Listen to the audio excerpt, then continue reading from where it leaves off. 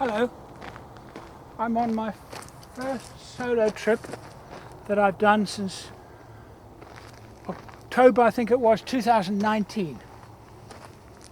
Right, more about why I'm doing a solo trip now. I want to.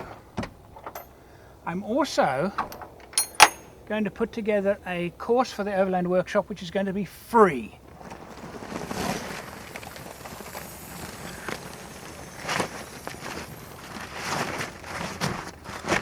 Now, I love this system because it's so fast. I'm not staying here for more than one night. I'm actually en route now to my destination. Well, I don't really have a destination, but I'm not staying here. This is really just a one-night stopover. And being a solo trip, it was, all right, I just want to get my, the United States is fantastic for me for getting new ideas and inspiration. And the podcast, the Next Journey podcast, was a direct result of going to the US and being inspired, by trips to the US. Solo trips are like that for me as well. This time, instead of having the busyness of other people, it's now the complete and utter solitude of doing a solo expedition. The course I am creating is called The 7 Habits of Highly Effective Overlanders. I gave a very brief presentation at Overland Expo West in Arizona. That was a couple of days before we left the States. It was our last major stop there. And I presented to an audience. And this is a course that I actually want to give away because I feel like it. I feel very lucky that I'm able to do this, and this is my job. This is not a hobby for me. It's my vocation, and I've made a reasonable living out of going overlanding. And having the experience of solo traveling is mind cleansing. That's my supper, quick supper.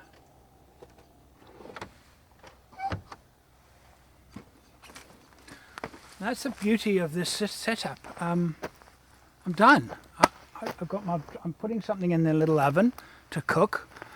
There's nothing for me to do apart from get a cold beer. And of course, I want to share with you some stories. Look at the light in these trees. Oh, I have to stop talking to you now because I need to film the trees. Excuse me. This is what it's about.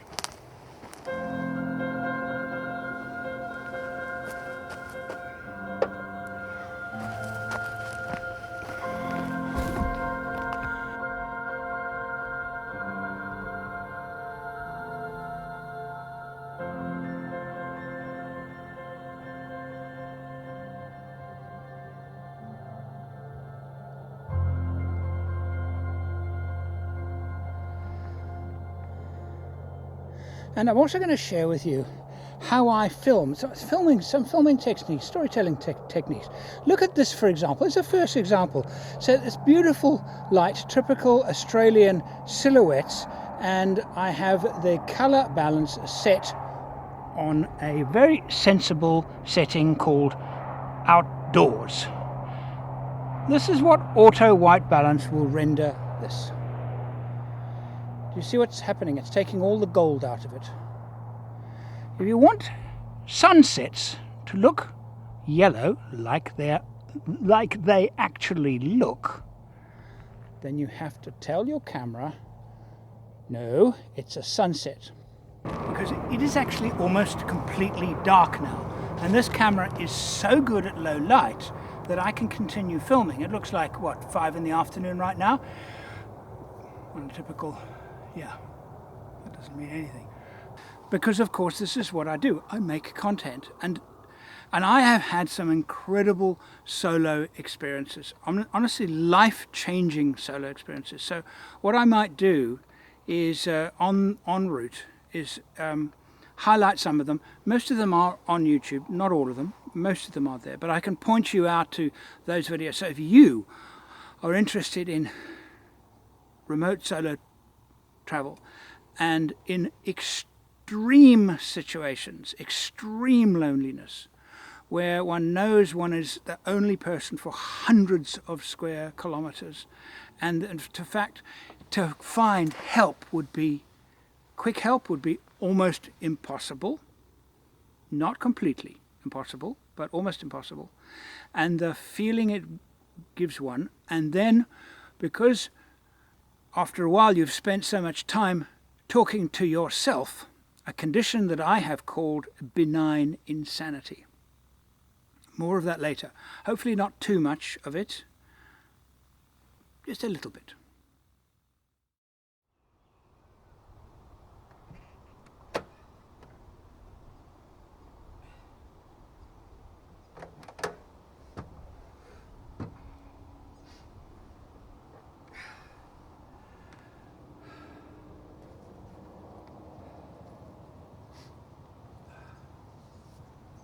Good morning. Every time you see a YouTuber do that, early morning, get out, all heroic and remember, they've already got up.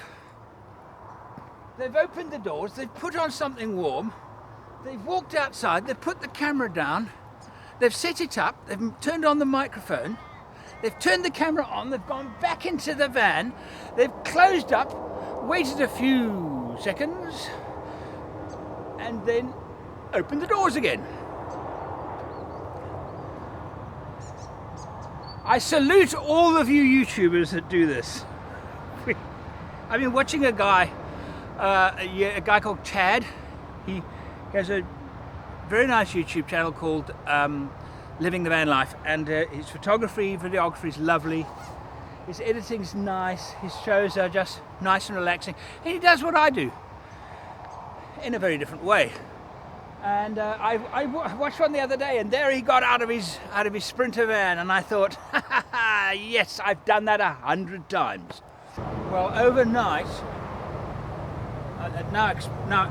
the clouds explain everything, because in the middle of the night I was woken up by every single truck that passed on the road.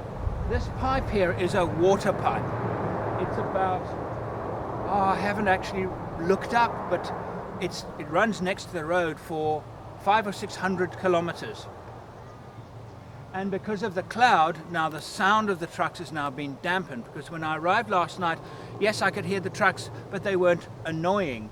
Now they're deafening would be an overstatement, but I woke up 10 or more times during the night because every single truck was so loud it woke me up. It's because of the clouds, and of course probably a wind change as well. So I'm only 4 to 4.5 hours from my home, so I've still got a long way to go, so I'm not going to stick around. I'm going to grab a coffee at one of the stores this morning, probably stop and have a milky breakfast. I've got carrying cereal, but I don't want to stay here. I've got some really nice places that I intend going to. What makes this trip unusual for me is that I still haven't decided exactly where to go. Let me take that off there so you can see better. In that I have a choice, and I've left my choice open. They both start at a place called Warburton, which is 1,600 kilometers from my home, so 1,200 still from where I am now. And I'm in a dilemma. I've got to choose. Do I go west or do I go south from Warburton? So I will share that decision-making process with you, because I honestly don't know what I'm going to do. Actually, I'm going to have to let's do this the safe way. I drove off-road last night to get to my camping site, and I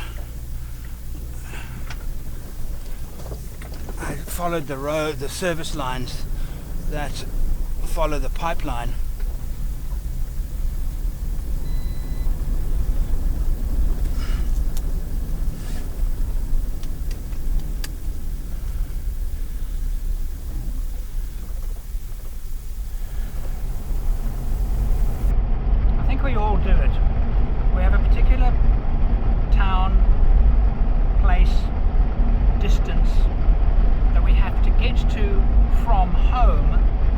suddenly feel this sense of I'm on my trip. Now with solo traveling, and I found this every single time I've been solo traveling, and you've got to push through this. The first night is the worst night. You feel lonely, you wish you had your friends with you, your family with you, and you feel a little bit exposed. The next morning, waking up, like I did this morning, a little bit better, a little bit easier. For me, that place, if I am going basically east of my home, is the town of Kalgoorlie, which is about 7 hours drive. And I know that once I get to Kalgoorlie, I'm well and truly on my trip, and my whole body just relaxes. I suddenly feel, and I get excited. I get excited about the trip that's ahead of me, and that's exactly what has happened today and where I am now. 30-minute stop at Kalgoorlie, top up fuel, and a few other little things that I didn't remember to pack, chips actually, and I'm back on the road, and well, the trip is ahead of us, and I'm still toying at this moment. It's 11 in the morning where I'm going to go, and I will make that decision tonight, because my destination tonight is Warburton.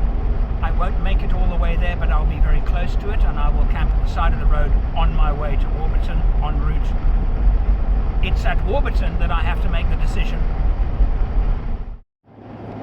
Hello, 3 o'clock in the afternoon. I am very close to a small town called Laverton, which is the last town before a 500-something kilometre run to Warburton. I have been using the Garmin Overlander GPS, which I really enjoy using. Right, now I have another technical problem to deal with.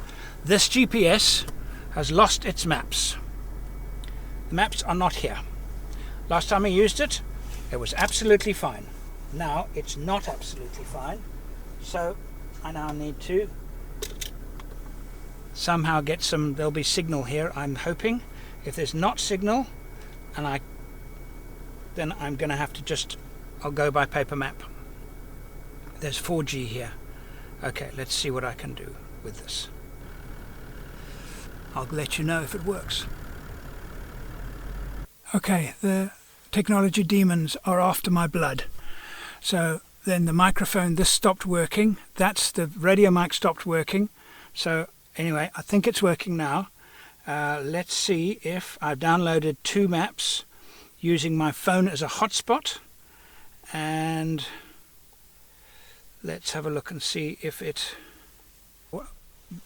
I did a good amount of, really I was very happy with the amount of time I'd spent in doing my preparation, but I did not check a piece of equipment that works every time I turn it on, my Garmin Overlander.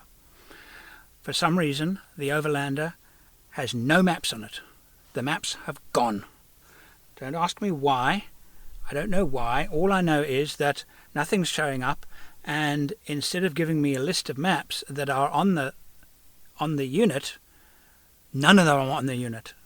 So I'm sitting here using my mobile connection to download all my maps from scratch. Even something that works every day didn't work when on this trip. Happy days, the maps are working. I don't think I'm getting as much detail as I normally do, but I'm getting sufficient detail, so I'm happy. I've also, while I was doing it, downloaded Wikicamps. Wikicamps is basically people that find campsites, they download it to Wikicamps, and then everybody can access it. It does cost, can't remember how much it cost. I bought it about 2 years ago. I don't use it that much. I downloaded it because it was on an old phone that I didn't update on this phone, So I just thought actually, and it's quite a nice piece of software in that when you're in a situation like I am now, I could just head off into the bush and camp, but I also like to know if there are other campsites in the area that people have found and that are nice. We're in the true outback now, so there's even a sign back there saying Outback, which was kind of telling everybody, okay, officially you're now in the Outback. And what I'll do is I look for a clear area where I can see a bit of distance through the bush next to some heavy bush. So then I can drive in along the area that is clearish, not too dense, that I'm able to drive through without risking punctures, and then move off one way or the other into thicker, denser bush and hide. There's not a lot of traffic on this road, so I don't think, like last night I was woken up often by trucks. I think that's probably unlikely this time, but one has to start looking long before it gets dark, and if I find something I act on it. I won't. Here's an area here, it's quite clear. This looks quite good actually. This is exactly what I'm talking about. Exactly what I'm talking about. So let me just turn this, and see the bushes there, it's clear. This will be a bit soft. So my main focus here is to drive and not drive over any stumps, wood stumps. Try and avoid wood stumps, because wood stumps will of course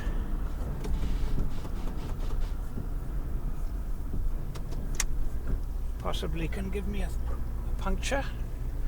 Driving into the sun is not much fun. That's just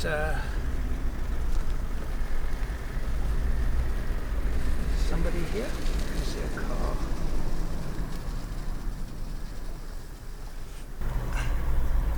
I'm going to try and drive around the tree stump. This is clear. Again, trying to find. I'm talking to you as if I'm thinking, because there's nobody sitting next to me, and you are my travelling companion at this moment. This is pretty good. Well, what's wrong with this? Look at this.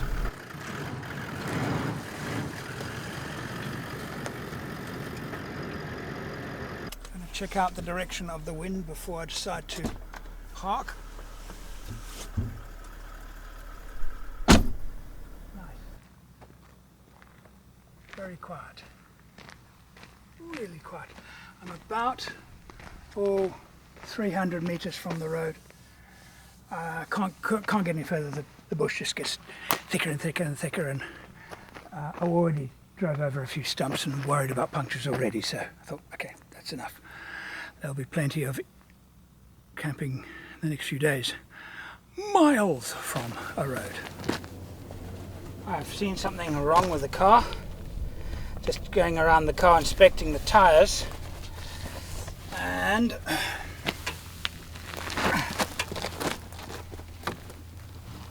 yo, okay.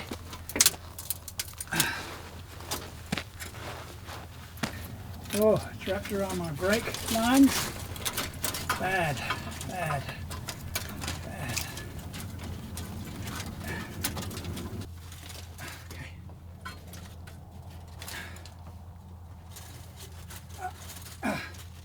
There you go. Anything else? No. Should make some fire. Make a fire. Yeah. I'm thinking about having a shower tonight anyway. So there's my kindling. Ta-da. Make it a habit.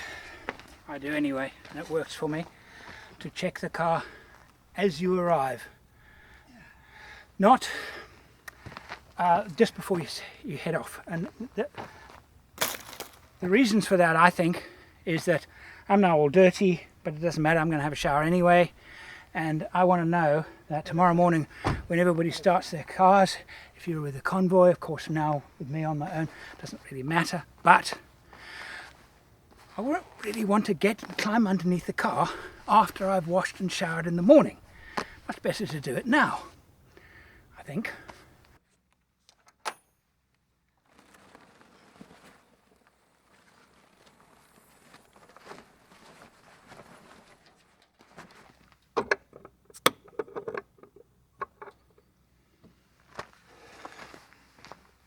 Nobody else to talk to except you, so I'll just talk to you. I hope you don't mind. You can always turn off if I get boring. If you listen very, very carefully, mind you, you can hear, drum roll, nothing. And that is the point of this. I think I've said that before. I'm running out of original things to say, I must tell you. Right, I have something that is broken. I need to fix it. The shower system's heart is the Egon water hub and the Egon shower hose kit, of which this is part. But this is not. This was supplied with another hose unit where I was trying it out, and well, it's rubbish. And I can't find a good quality one. This is what happens when you buy rubbish. It's snapped off. So the idea is that it goes underneath the glass on the other side. The suction pad is fine, but the plastic is a very poor quality. So now I have to find a way of tying it onto there, strapping it onto there. I've tried cable ties. Cable ties do not work, so I'm going to use duct tape. If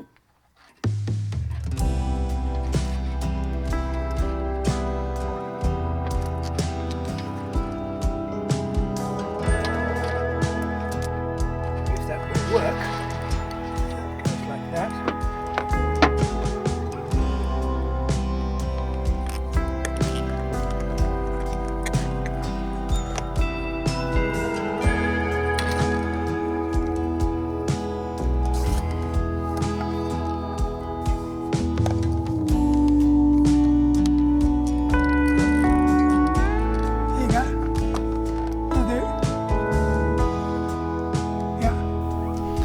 Put narration in here, because right now I can't think of anything to say.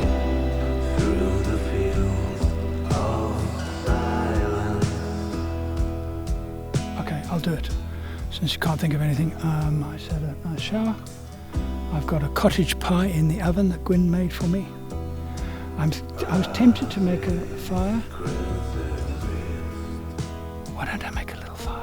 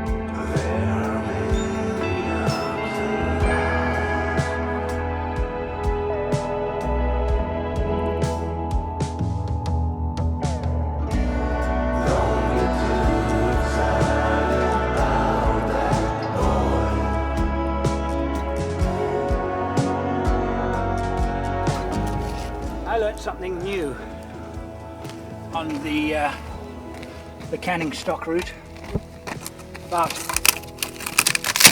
fires. I have all my life made fires in a Chris cross pattern. I think many people do. John on the canning taught me a different way, and it's a much better way, and I'm doing it now. I am not lying it across the fire, I am lying everything parallel to the fire. And the reason why this works is pretty obvious when you actually look at the fire. But if you have long pieces joining in the middle, as they burn, you feed them in like this. At the end, you will have no unburnt wood. It's very efficient. It also means that you can get much closer to the fire if you're taking coals off to cook, for example. And I've been doing this for a long time. And can you imagine how many campfires have I made? 1,000? And suddenly somebody shows me how to do it better. And I'm 63 years old. It's better.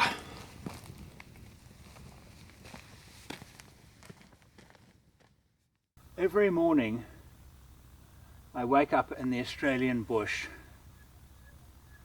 I am reminded of the stark differences between the Australian bush and the African bush.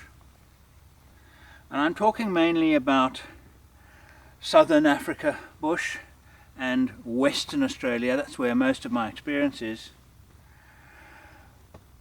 There are so many similarities, but the main difference, which is stark, is that right now there's absolute silence. And in fact, I heard a bird as I was getting out of my camper.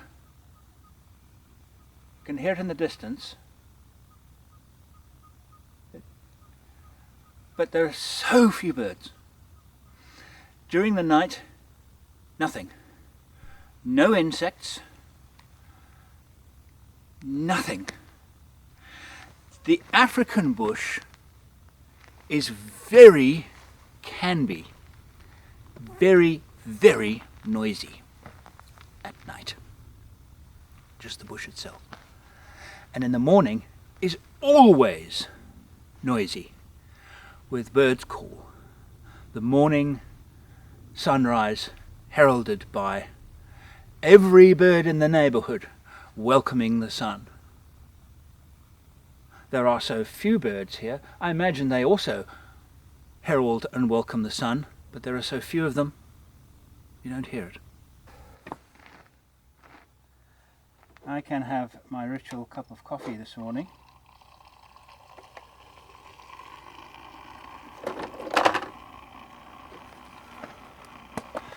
I was very cold. No, it was very cold. I managed to stay warm. Just, you know, when it's like when you're sleeping and it's cold and you just on the edge of staying warm. Little bits of you, like if you're lying on your side, the little top of your thigh, it's a little bit cold, and I'd kept my socks on, luckily, because I think I would have been far colder if I'd had cold feet. But twice in the middle of the night woke up because the temperature plummeted.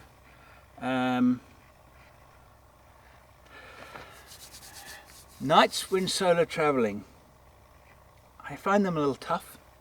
I got to push through.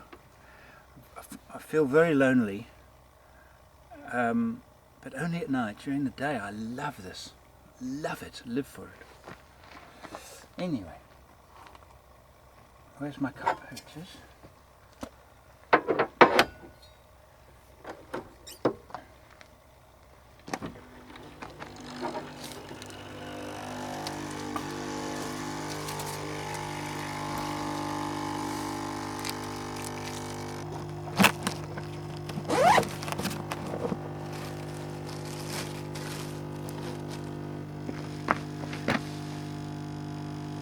Micro waste. There's actually a first heard the expression micro waste in far northern California. We had driven into a game reserve, and they had some big signs about micro waste, those little cigarette butts and the little bits of that. And in their particular environment, the environmental challenge was that some of the birds would choke on it and die, and they had an endangered species of, can't remember what bird it was, but they were pleas, that, you know, not fleas, pleas to the visitors, watch out for your micro waste. And I suppose I always have to a degree, but since then, much more. Because you never know what animals might be around that might be badly affected by something you leave on the ground. Anyway, here's my coffee.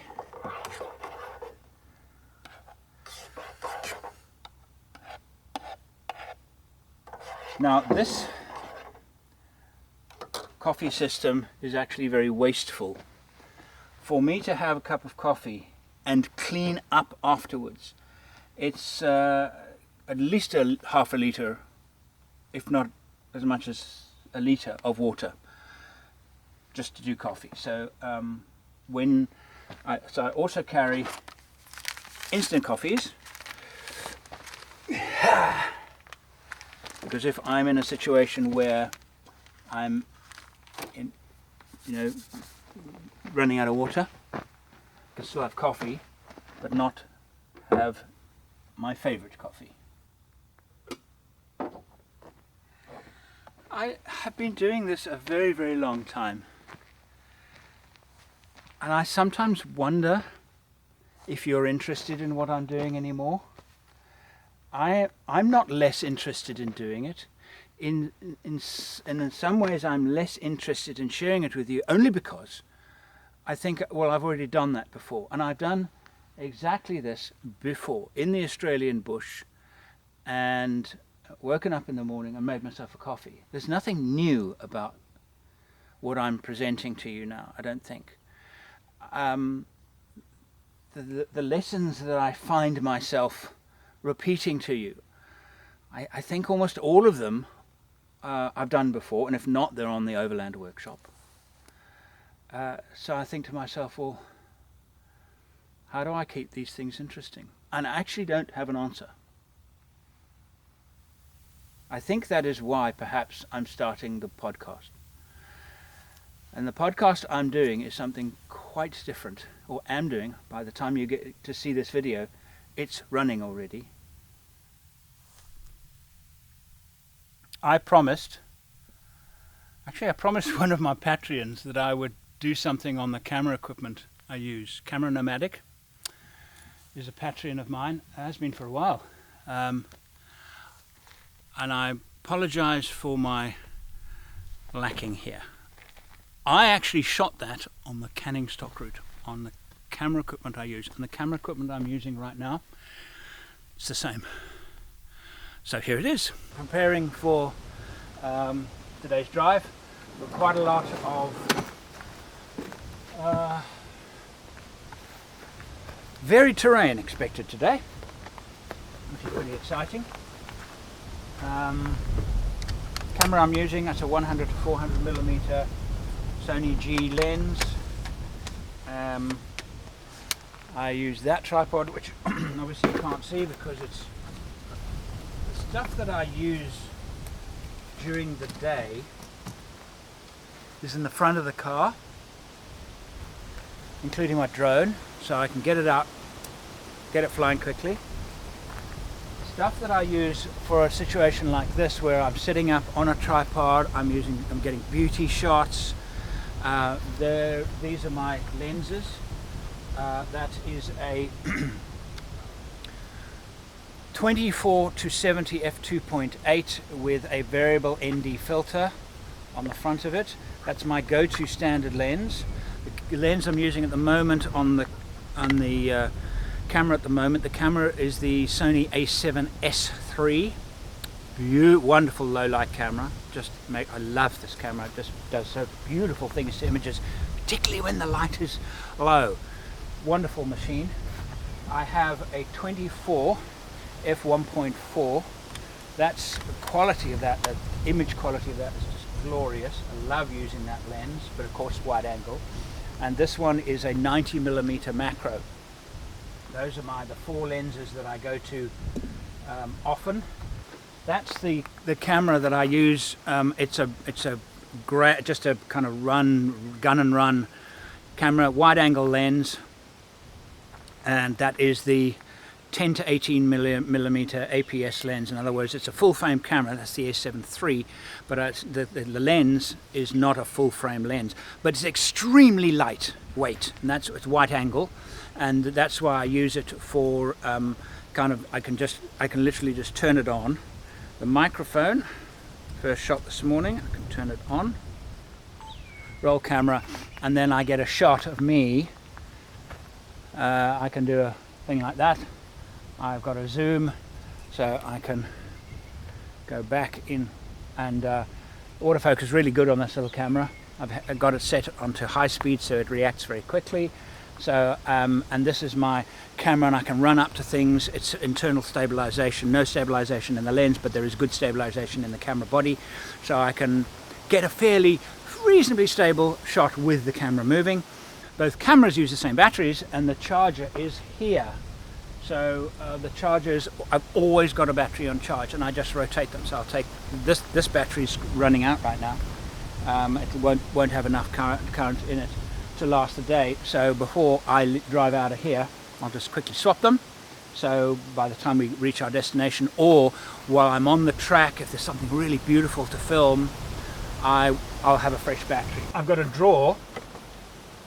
This has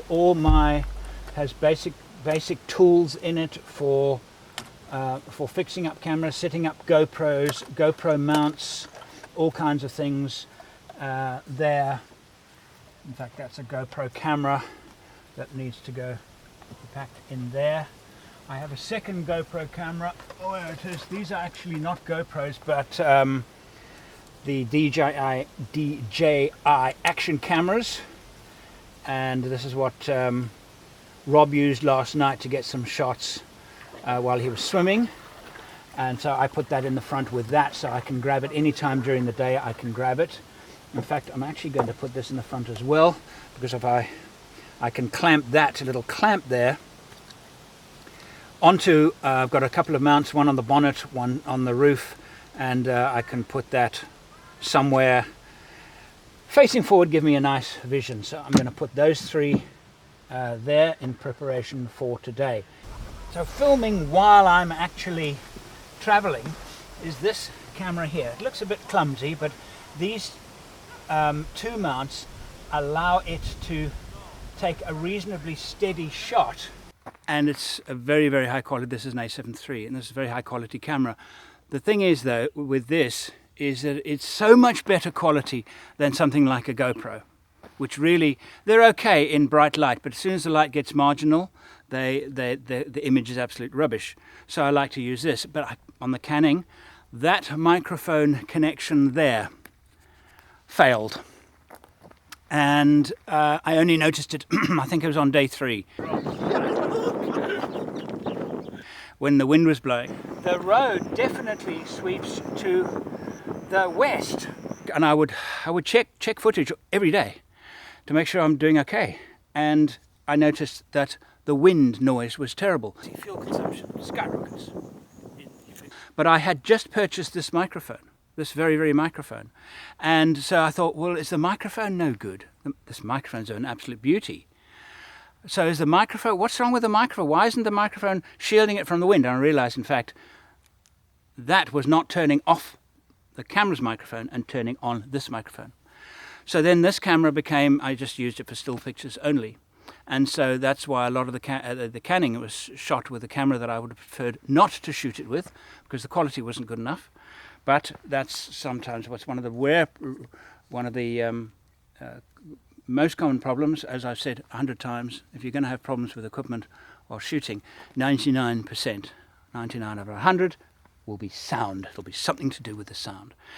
And because I'm appearing on camera, I don't want to wear headphones all the time to monitor the sound, which is what you would do if we had a camera crew. You'd have a dedicated sound person. That dedicated sound person would say on the first minute of footage, say, hey, that sound is terrible. But of course, I can't do that.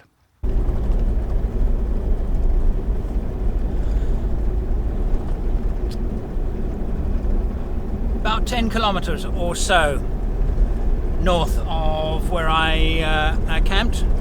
The road is now a very high quality smooth gravel. At Warburton we will head south on the Connie Sue Highway, and I'm noticing, and I'll stop the next one I see, I've seen 4 burnt out cars on the side of the road. The interesting thing is that they're not just crashed cars, they're burnt out, and I wonder why they're burnt. And then none of them I've seen over in new. This is about the 15th I've seen and we've done approximately 100 kilometers on this road. I don't know what this is. I think it's a Holden station wagon of some kind, but they're always burnt out. And they are working on the road. I can see that they've been grading it, and there's actually been quite a bit of traffic, 1 or 2 road trains, and here's actually, while I'm speaking now, a guy coming along.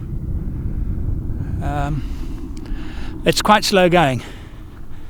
Got about 500 k's to go still.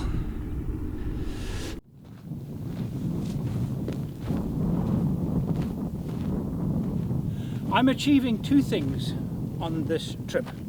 I'm completing 2 journeys. In 2018, Kate and I crossed Australia. Well, I actually crossed the easy way, across the bottom, and then the 2 of us crossed via the Simpson Desert and ended up at Uluru, and there declared that I was incredibly tired. I'd been on the road for by then over 3 weeks, and I was very, very tired, and I wanted to show Kate the cliffs on the Great Australian Bight, and I was very tired, and I decided not to take this road. This is the Great Northern Highway that actually continues up to Uluru and Alice Springs, and this was the road that I would have come down on. The other one is the Connie Sue Highway. When I did it in 2019, it was just before COVID struck and ended travel for a period. I travelled from Lenora in an easterly direction on the Anbidel Highway, joined up with the Connie Sue Highway, which runs north-south. Now,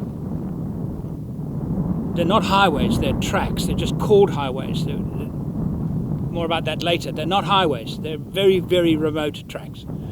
And what I'm going to do is I'm going to complete the Connie Sue, because the Connie Sue actually runs from Warburton, 300 kilometers in front of us now, and I'm going to do the entirety of the Connie Sue.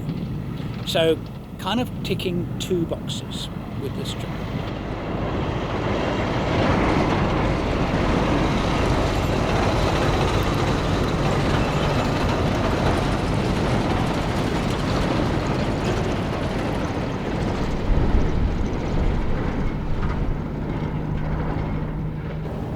I might try and find a blanket at a store, and which can take up a little bit more time because I got a little bit of an itchy throat, just a slight, and it's because, I know me, it's because I've been cold, and I would hate this to turn into a full-blown sore throat. So vitamin C it is, maybe a warm night, get a blanket, fuel up, and then leave at daybreak tomorrow, which means I don't have to rush now. I can just take it easy and just get done what I need doing.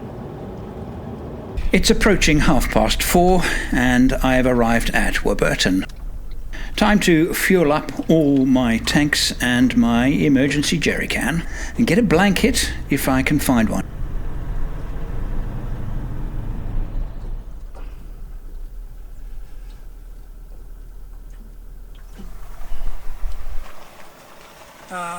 $3 a litre, so this is going to be pretty expensive. But that's kind of normal for these really remote places. No available accommodation, nowhere to buy a blanket, so I have to camp. I'm trying to find the track now. My GPS is not giving me the details that I need, so I'm having to use the road map. And we've got 1 kilometer to go, and there should be a track that'll lead me onto the Connie-Sue Highway.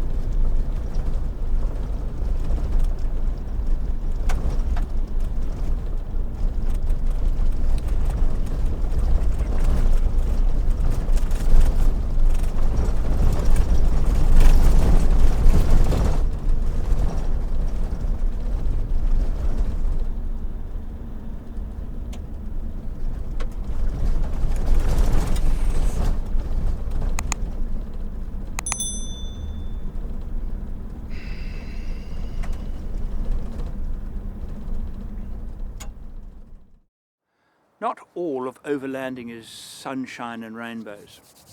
Things do occasionally go wrong. It went wrong last night. It was my fault. I changed my mind. I could have taken lodgings there. It looked very rudimentary. It was quite expensive. But you know, I could have. And I thought, you know, it was 4:30. What I had feared had happened. It was very, very late. And then, because now I was in a hurry, I went to try and find the link road to the Connie-Sue Highway. Missed it, managed to find it, and it was the wrong link road. It was extremely slow and extremely rough. There was nowhere to camp. I thought, well, there's enough time for me. I'm not far. I was about 40 k's. Mostly on the main road. Let's go back and get lodging, and they were closed by the time I got back. So now I found the link road. I've used over 100 kilometers of fuel that I cannot afford, so I thought, oh, I've got no choice to find a campsite close to the settlement of Warburton.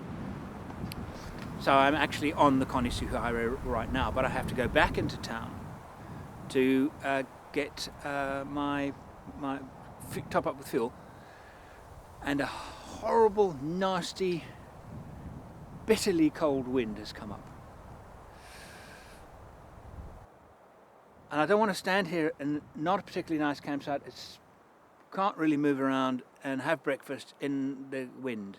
Well, maybe I should do it anyway. I don't know. Anyway, as I like to boast on my channel, you see the good and the bad. It's not all good stuff. It's the challenging stuff too. I play it as I find it, and as I see it is the way you see it.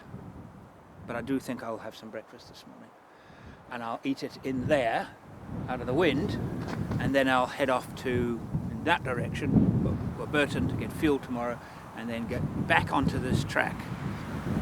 And this is the track that's going to take us due south. South is that way. Connie-Sue Highway. There's nobody else to talk to. I have made it so I can access my food through these holes here. There are 2 of them in this drawer. My food is in this drawer. My everyday food is in this drawer. And my backup food is in this box here that I can access while I'm in the car, or take the box out. And of course the fridge, I can access it easily from outside, but I can also access it from inside, actually quite easily.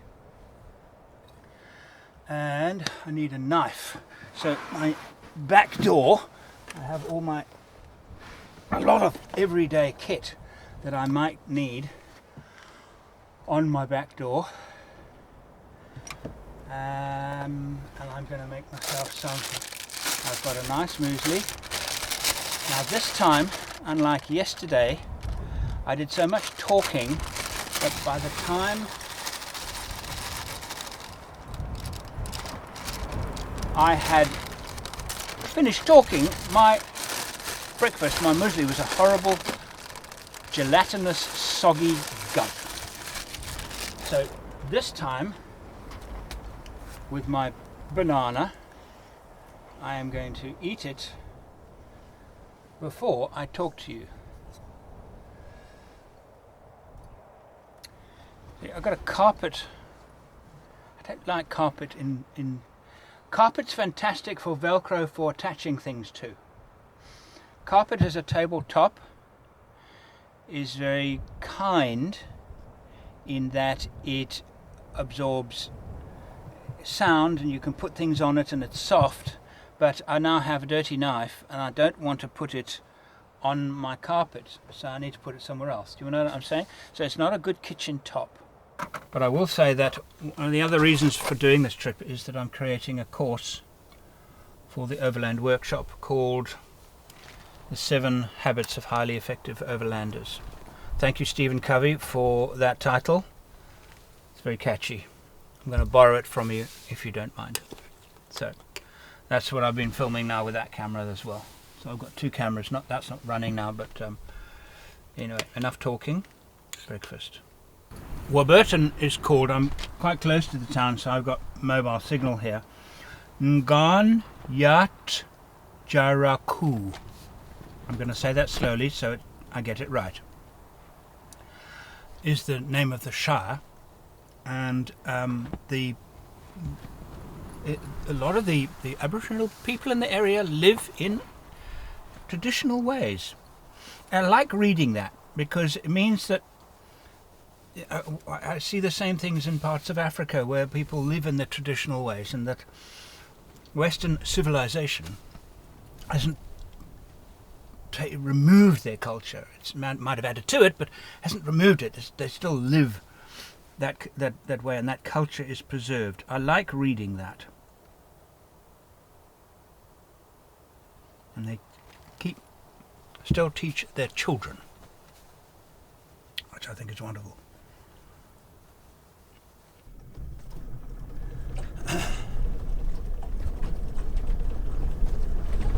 I'm back on the track.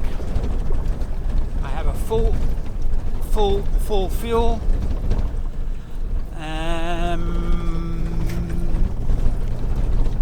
I want to do a quick calculation of my full range, do a bit of maths. I'm carrying 200 litres of fuel. I'm draining from my sub-tank at the back first to get the weight off the back axle.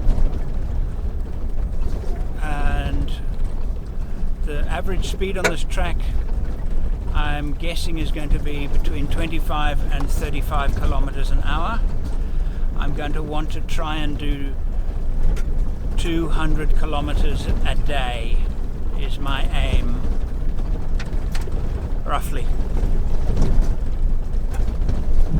And I'm thinking about lowering my tire pressures. They're at gravel pressures now, and I'm thinking I might go down a bit. Ease the vibration.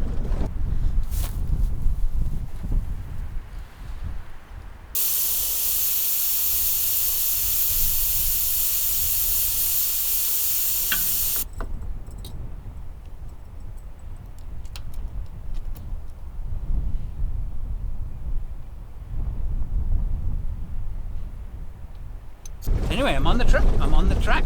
This is the track that I came and drove for 3 days to get onto. This is it. I just sit in the seat for 4 days and turn this thing. I love it. The best.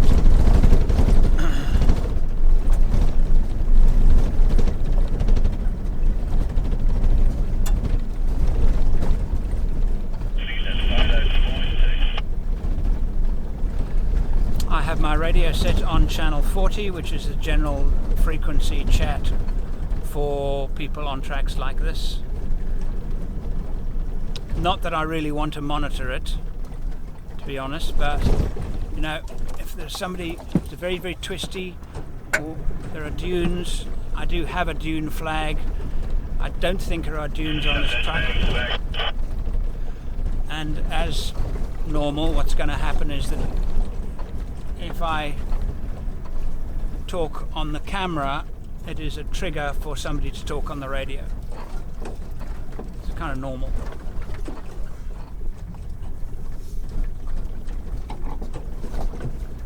It's very similar to the canning stock, the central part of the canning stock, this area, of course, because we're a very similar line of latitude. And we are also driving through a section of the Gibson Desert, so it's very canning-like. Nice to see some camels. The camel story is a very interesting one. These, of course, are not natural to Australia. They were imported, and they actually can be quite a menace to farming people. And they've made themselves at home in the Australian desert.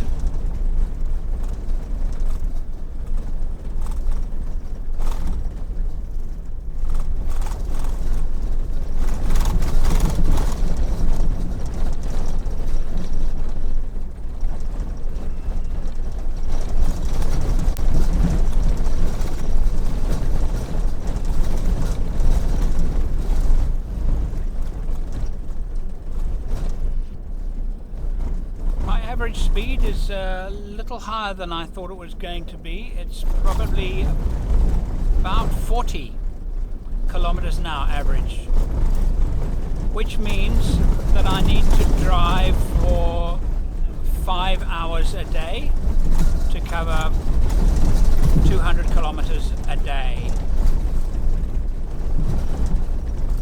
That's all right, 5 hours a day.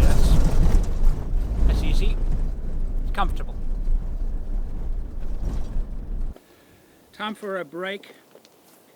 I've been driving 2 hours. I've done 77 kilometers, which gives me an average of 35 plus k's an hour, which is kind of what I expected. Yeah, about what I expected. Corrugations have been really bad. In short, intense sections. Thank goodness they're short. I've let the tyre pressures down. I've eaten some chips. I've had half a bottle of Coke, little ones. And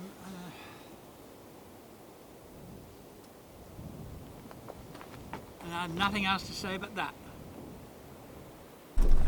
Because the conditions are changing minute by minute, sometimes second by second, and the big washaways suddenly will cross the track, so you'll be fine and it'll be moderately smooth like it is now, and then suddenly there'll be a great big hole in the road. I'm driving most of it in four-wheel drive. On the very, very twisty bits, I'm putting it into two-wheel drive, but I just find that in four-wheel drive the vehicle is more planted. It's a lot less effort to drive. But for the twisty bits, of course you get a lot more understeer when the vehicle is engaged in four-wheel drive. So again, for performance and ease of driving, I'll just pop it back into two-wheel drive on the curvy bits. Surprise, surprise. People on the track. Looks like they're coming towards me.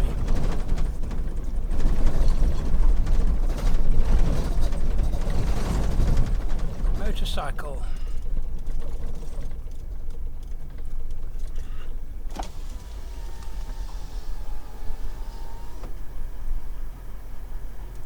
G'day, mate. G'day, mate. How are you? Good, and you? Nice day for a drive around? Yeah, first person I've seen all day. Is it? Yeah. Right, where do you come from? Burton. Oh, right. Today, yeah. It's okay there? Yeah. Track's through. Hello there. Corrugated. Yep. Doesn't get any better. Yeah. Has it been bad there?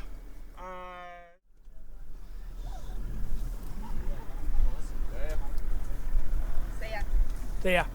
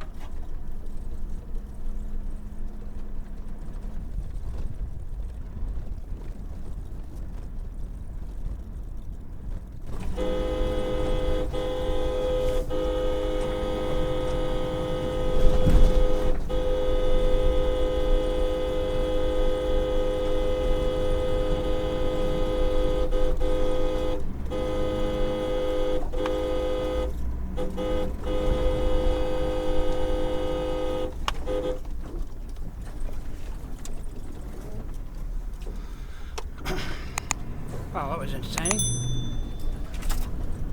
At least it wasn't same old, same old. I'm a little over 15 kilometers short of 200 for the day's run. It is 3 o'clock. So time to start looking for a campsite. They are few and far between. I also want to hopefully camp in trees, because this wind is blowing and it's very cold. So from now on, if I see a nice campsite, that will be it.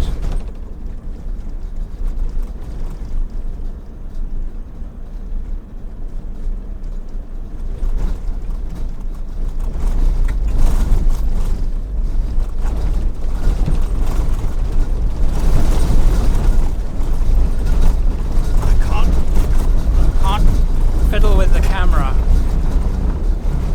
when driving over corrugations. I wanted to point the camera forward, but I've got to do something, and it means I have to take my eye off the track. And when I hit the bad corrugations, if I'm not in four-wheel drive, I will always put it in four-wheel drive because I'll get my speed up. And when I'm actually using four-wheel drive, more when I'm driving fast and two-wheel drive more when I'm driving slowly. I want the stability of four-wheel drive when I'm driving fast.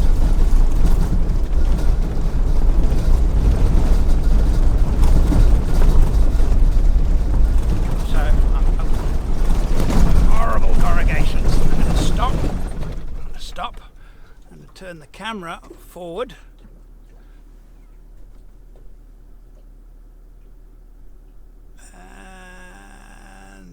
There, that's now running forward. That's what I've got to do to turn the camera forward.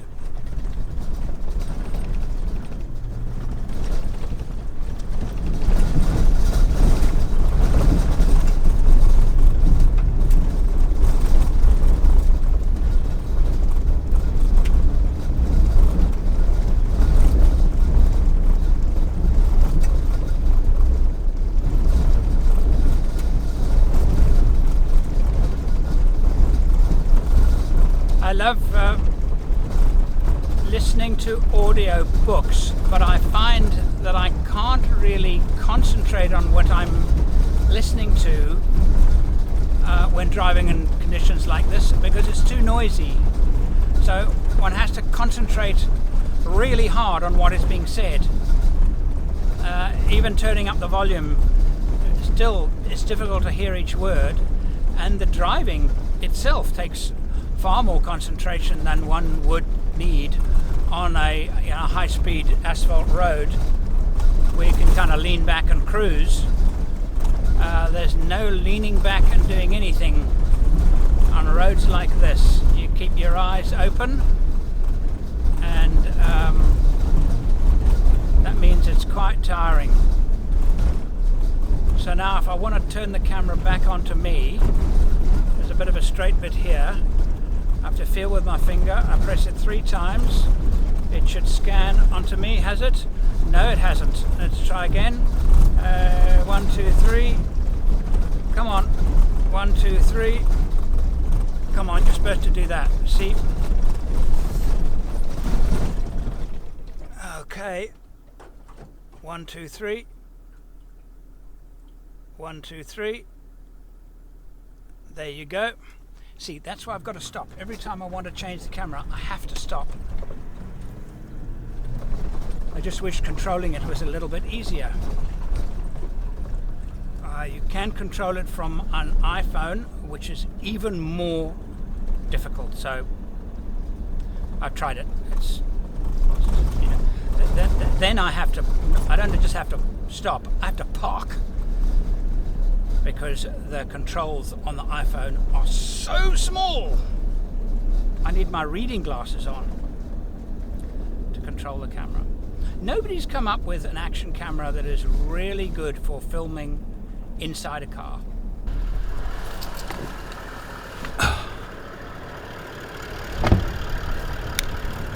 Right, found a place off the track. It's not a commonly used campsite, and strictly speaking I'm not allowed more than 30 meters off the track, but the track is just there. It's a flat open bit. Where's the wind blowing? Into my face.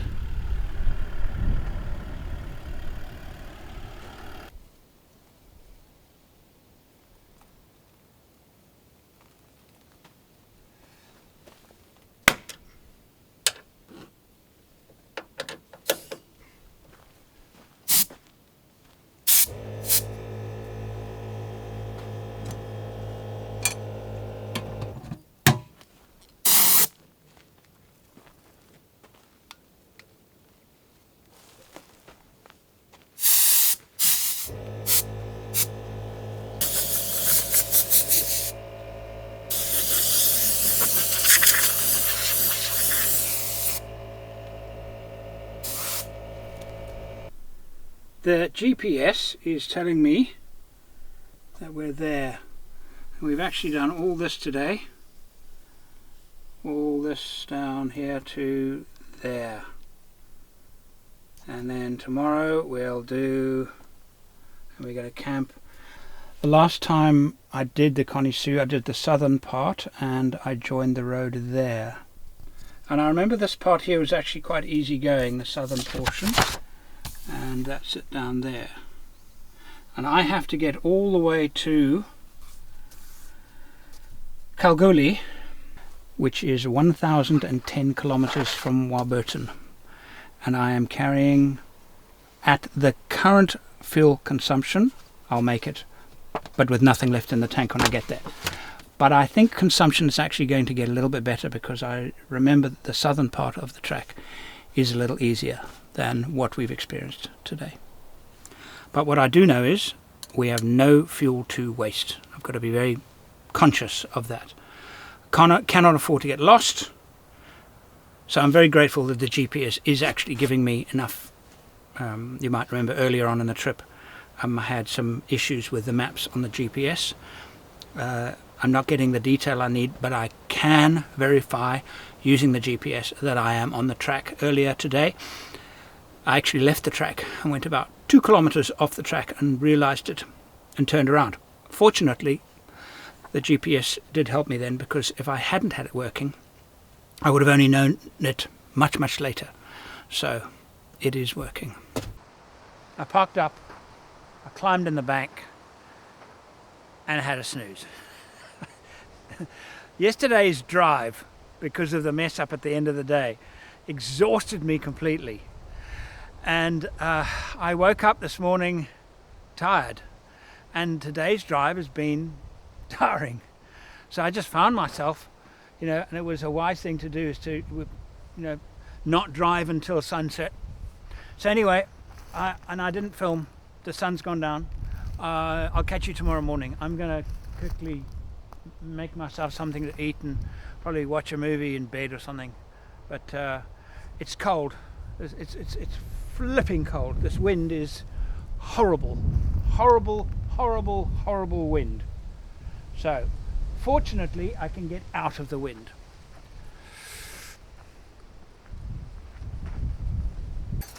And the corrugations today, the droning, constant droning. It takes it out of you. It takes it out of you. So I'm going to do that. The travel buddy is on. I'm just going to warm it up in the travel buddy. That's another beauty of the travel buddy. If you don't feel like actually making a meal, which for me is a lot, you just put something in there. It does take a long time to warm up though. So yeah, like an hour, like at least 30 minutes to get to 140 or 150, at least 30 minutes, if not more. So as long as you give it time, they're fantastic things. And I love my troopy because I can climb inside and get out of the weather.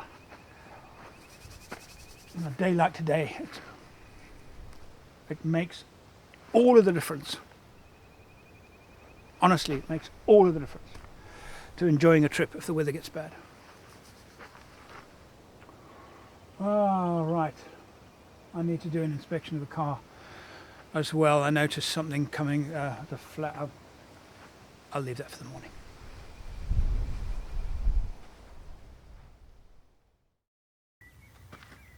I missed the sunrise yesterday, so I'm making up for it now. Here it is.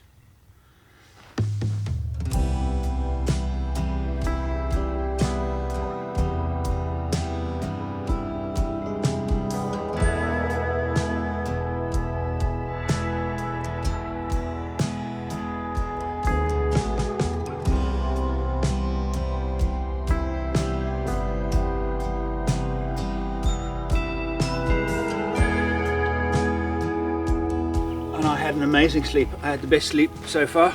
I'm rejuvenated, energy's back. I went to sleep at 8 o'clock and woke up now at 7. A really sound sleep. The wind came up strongly in the middle of the night and then died down again. I woke up once, but very briefly. Right, what am I going to do this morning? Take it easy, I think.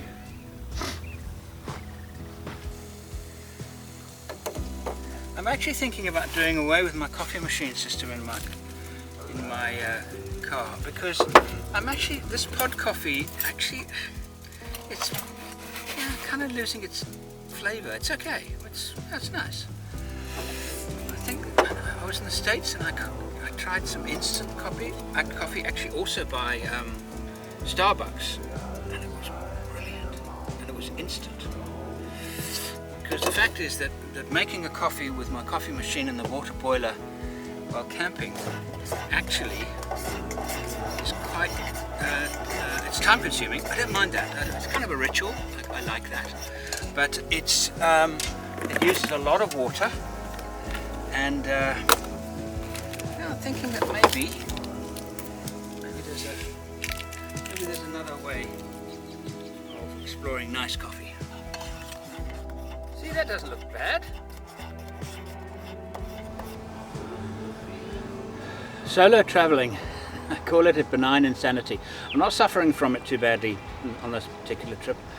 I think I've got more used to driving on my own, long distance on my own.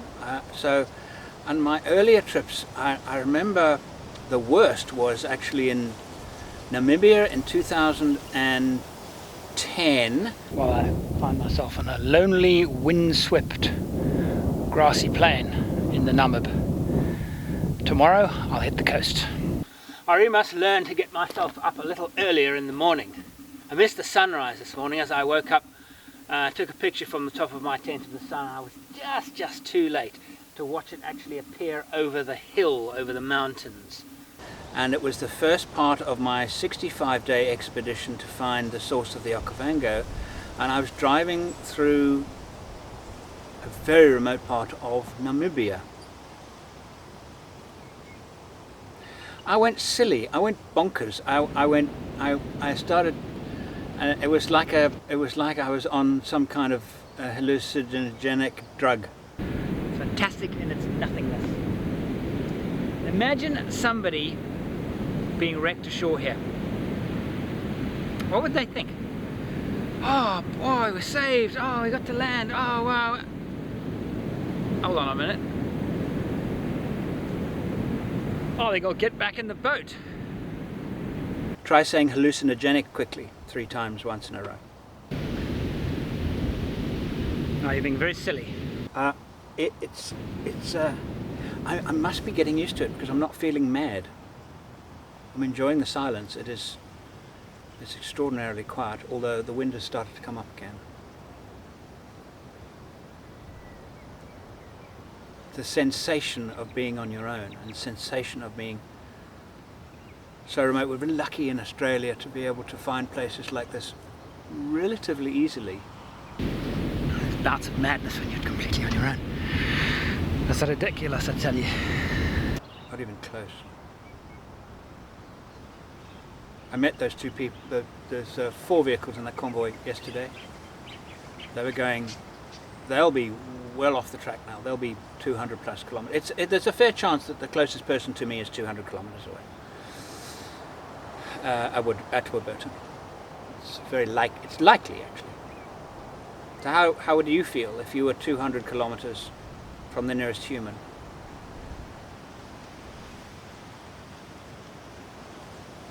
It's cool. I like it anyway.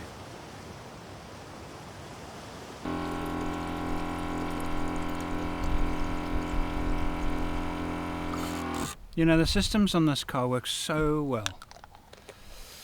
And I've been asked many times, what is it with me and Egon? People are interested in, and I'm obviously part of what I do is Egon, but what is it? I should actually explain that. Not now, because I'm going to get ready and I'm going to get back on the road now. Maybe tonight. Egon was born of shortcomings I saw in the industry. I was building vehicles and I was making these incredible systems, and then people were saying, oh, well, how do I get that? And I'd say, so Egon was born. We decided to build those systems and put them in a package where you can, if you're building a vehicle, use these products, and all the difficult work that I've been asked so many times, how did you do that and what did you do there? And it's been done for you. Plug and play water system, plug and play electrical system. I'll share that with you tonight. Nice little story.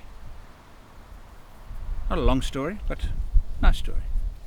Right, first, comb my hair. Is there any point in it? Honestly, I know some of you have a go at me because I never brush my hair, but honestly, is there any point in it? It was too cold to have a shower last night, so I just washed my face, and I'm not going to do anything else, so I'm not going to bother. How'd that look? Pretty good? Yeah. The roads yesterday were very rough. There it is. Very rough.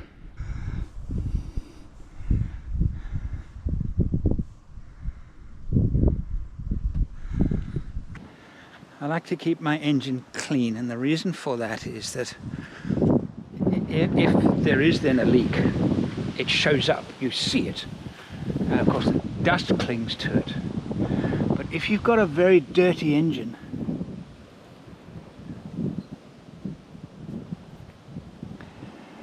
it won't show up. So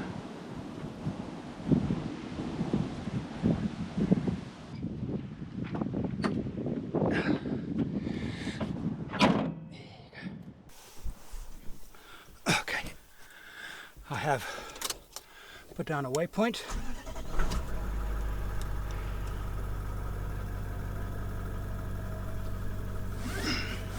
For this campsite, and I've called it Lovely Camp in Trees.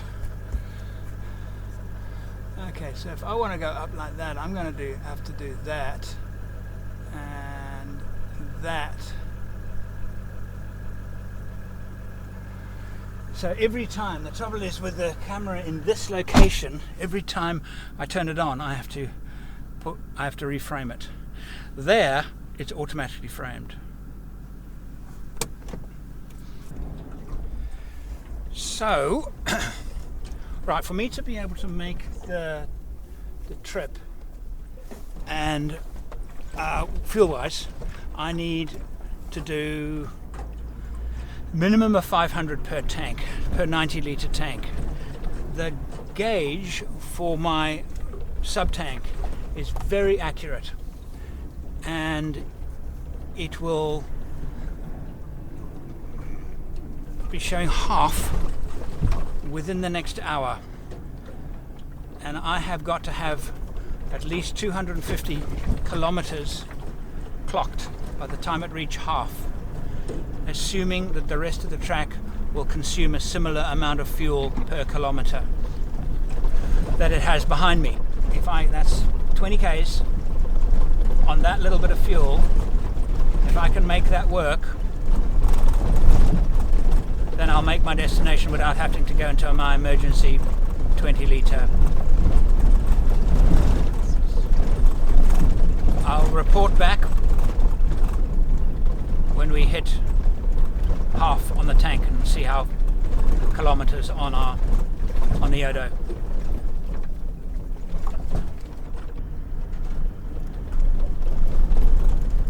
A lot of people, I know, if I think back at some of the trips that I've done with people, we often chat about what we're going to do next to our cars, to our four-wheel drives, to our overlanders, and how to make them better. What would be the ultimate overlander? And to me, there is no ultimate overlander. The ultimate overlander really is a mythical thing. We're all so different, and the kind of trips we do are all very different. It's not.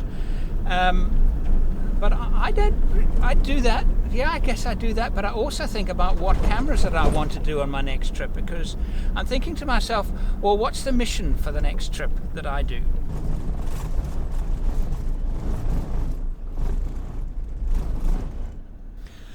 I've stopped to see if the camel will get off the track, and it won't get off the track. It's standing there, and it's stopped, and it won't get off the track. It cannot see.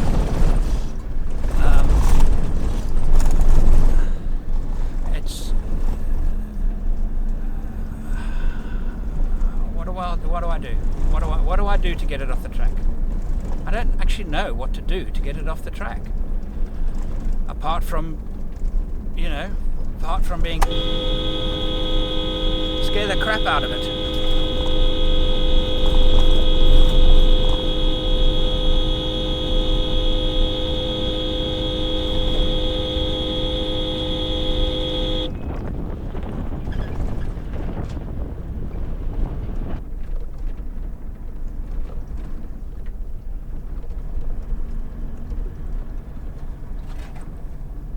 Really difficult thing,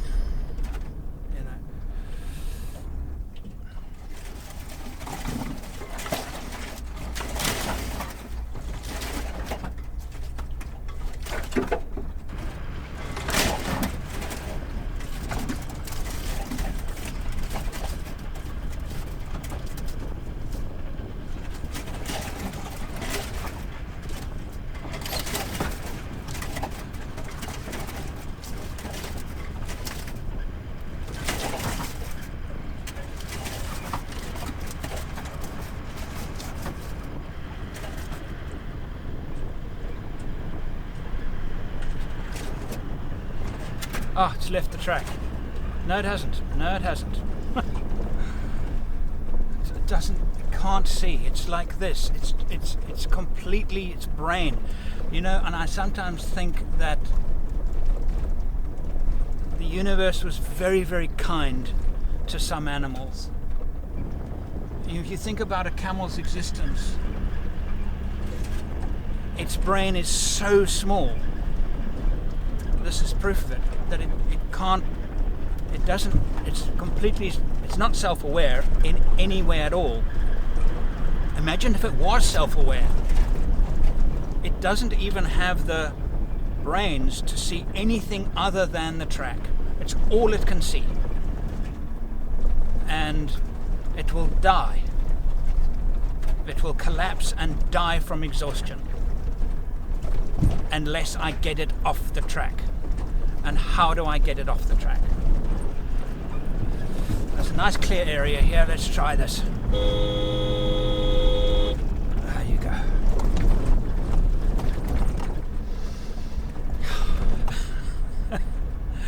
I remember the camels in Oman, I think it was. Was it the Emirates? I was driving a Jeep, and camels the same thing. They could not, we were behind that camel for 30 plus minutes. There's nothing we could do.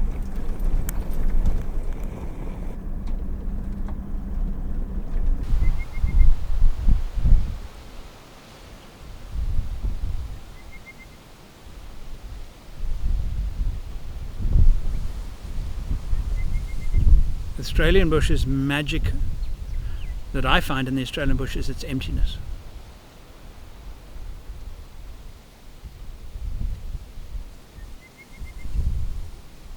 I had considered doing the gun barrel highway. It was one of the things that I had considered. And actually my third choice was this. The reason why I decided not to do the gun barrel is that all the reports that I had received is that the gun barrel is just brutal. They call it demonic corrugations. Corrugations are not fun. They're just not fun. So you get to the point where, is it really worth it? Because the driving experience is not pleasurable. So then there is a balance where you say, well, no, it's not worth it. And a lot of people, I think, do the gun barrel because it's something they'd like to tick off, because it's brutal. It's very hard on vehicles because of the corrugations. But that's all.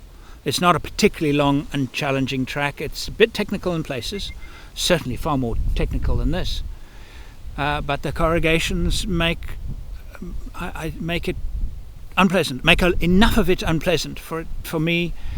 Then I thought, okay, I did think about doing the Anbedel. The Anbedel also lots and lots of corrugations on the Anbedel, but I like the idea of doing that, and I will do the full length of the Anbedel. I've done 1/3 of it already. 2019, so I will do that. I will do that full length of the Anbedel at some stage. But this is beautiful. It's rough in places. The driving is occasionally a bit technical, but it's not difficult. And I love this country. This red dune country. It's very similar to the Canning in many respects. Not as beautiful as the northern part of the Canning. It's not. I have not been looking. I've been deliberately not looking at the mileage. I don't know what it is. I've just been looking at the tank, see when it's half, and it's give or take half now. I guess I'll just stop showing exactly half. I grab the camera out from here and point it at it. Turn that on and point it at it there, and 256. There it is there. All right, 256 means, yeah, I'm going to make it with no fuel left in the tank. I need 1,010. And I have 1,000 range, so it's going to be close, but I do have the emergency fuel in the back, and that's why I put it in there, because I knew that I was going to be close. So.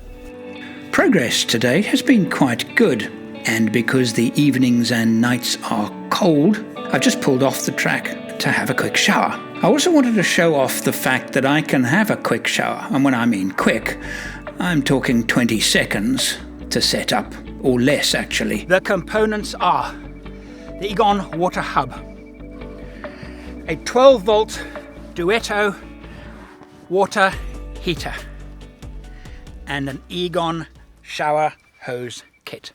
I should add though that the water hub is compatible with any hot water system. So if you've got a hot water system that delivers hot water, but now putting it all together and getting the temperature right and rigging it all up is complicated, Water Hub does it all for you. Just plug in your hot water source into it.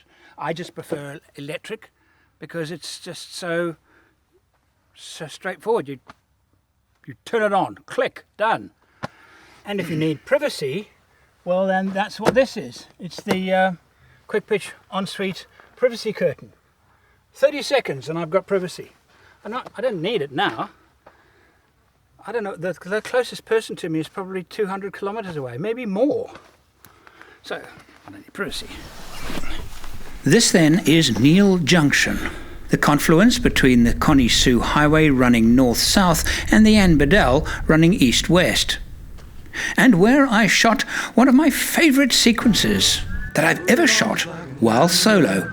Sway to the right, sway to the left. In the morning everything is spent, and I make my way back home.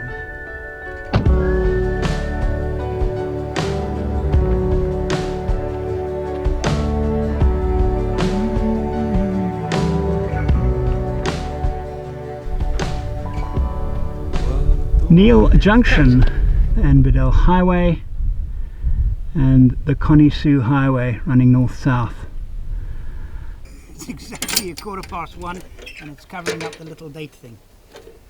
Let's see.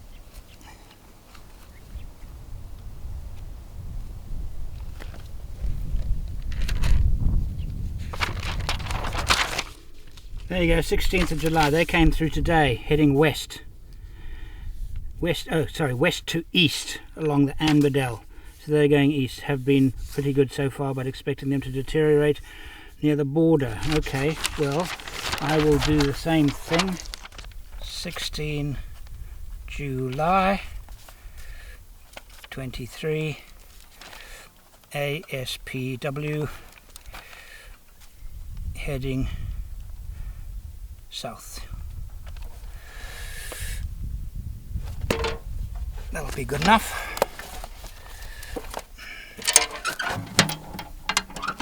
At the moment, Laverton, the town that I had driven through in 240, and these distances are in miles. So 220 miles to the south, with the South Australia border, so 426 to Emu and 600 miles to Cooper PD.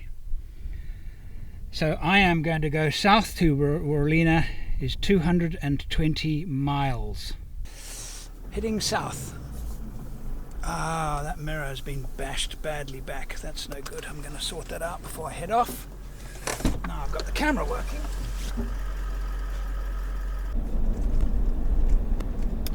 Update. 380 kilometers now. I've done 180 today, and we should be at a quarter of a tank, and we are above a quarter of a tank. So our fuel consumption has improved, but I must say there have been sections of the southern part, I'm not on one now, that are just like driving on ice. It's so smooth. Just I think it's a piece ahead. I'm just sitting in fourth gear at 60 k's an hour. There you go, smooth. It's just tracking, and this kind of driving is making up for the bad consumption yesterday. So I'm quite comfortable now. I've taken some of the tension out of the trip because I'm pretty confident our fuel's going to be good. So now with only 20 k's to go before the day is allotted 200, I'm going to start looking for a campsite. I'm going to start now. It's 10 to 3. Made good time today, and I've really enjoyed the drive. Really, and it was really nice actually stopping off and having my shower. It was nice and warm, having a bit of lunch, And that whole process, lunch and a shower and everything, was 30 minutes. The whole thing. The systems in this car work so well.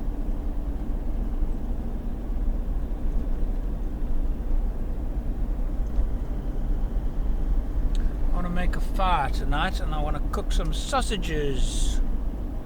Gonna make sausages.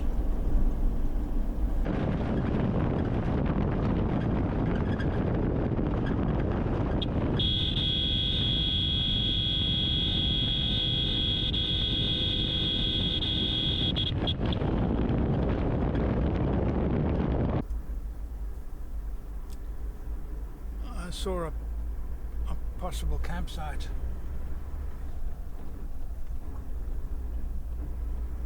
There was a big branch across the road, which is firewood. There's plenty of firewood around here. I can actually see it's a good place to camp. This is a good place to camp. Okay. There's wood there.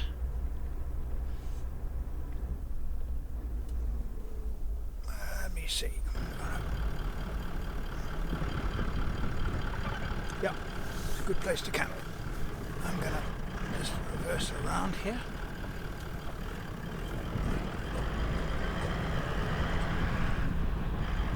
There's wood, plenty of wood.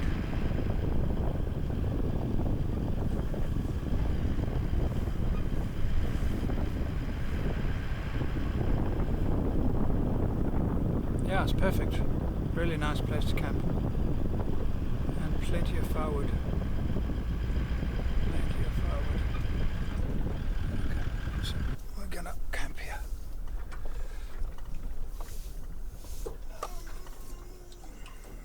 I make it a habit of checking on the vehicle when I stop for a night, and I've found something that needs attention. That's it there. There's a hole there. I'll have to get a hammer to bash that, put it in place, but it actually is supposed to hang there. The other one is missing, should be here. It's actually slid, it's behind there, it's hidden. Doing a quick inspection under the vehicle has revealed a problem with the suspension. The spring hangers. These brackets stop the leaves from spreading and moving laterally, as well as overextension of the springs that could break it. Well, they both come off. They're both still there, but they've just come off. And I need to find a way of putting them back, which means I need a bolt and thread. That's too heavy. That might work. It might be too short. That would probably be work. Do I have nuts for this though? It's pretty important that I fix it.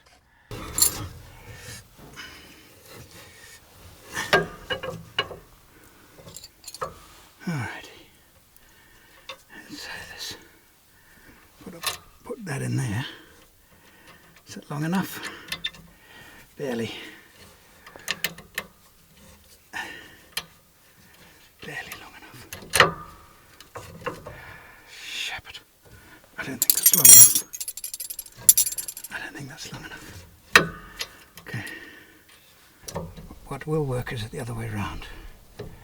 With the locking nut. It's a square nut and it has pins on it that allows you to.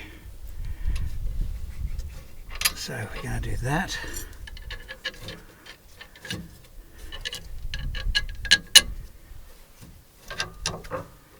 Yeah.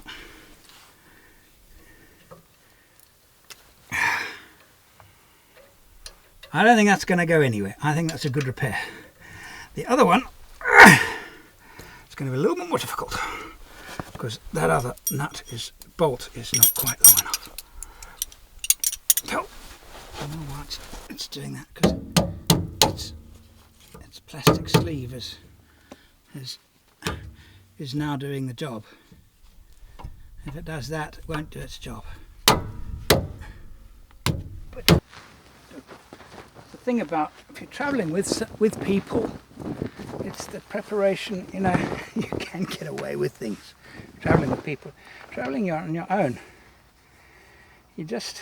So I noticed that some of the parts in that grey box with all my nuts and bolts in it is looking a bit thin. I haven't gone through it and replenished it for a long time. In fact, I haven't gone through and replenished it since the canning stock route, and we actually used it on the canning. There were a few bits and pieces that we took out of it for that trip to keep the Range Rover going. 182 kilometre drive and fixing the springs, well, one of them anyway, is a beer.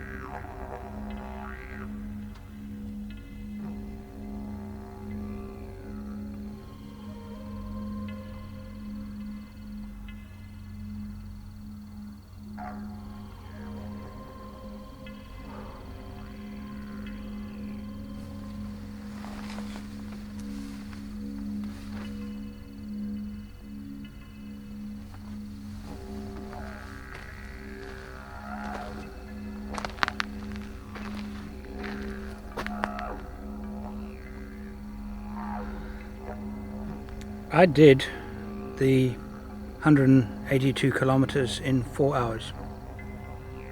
Yesterday it took a tad over 5, if I remember correctly, to do the 200. So the average speed has gone up considerably, and luckily, fortunately, the average fuel consumption has come down as a result.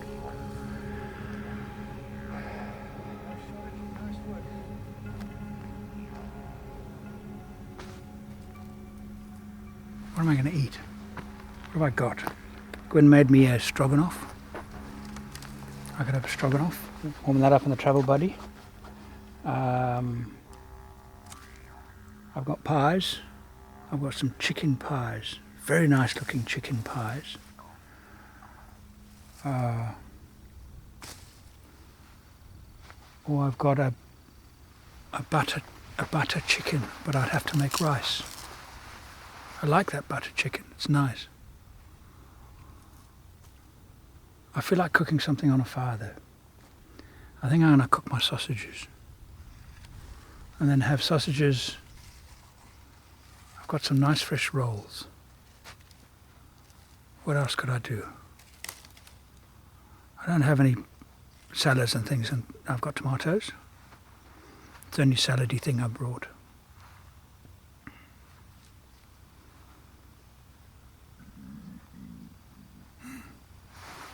Not very interesting this, is it? Is this interesting?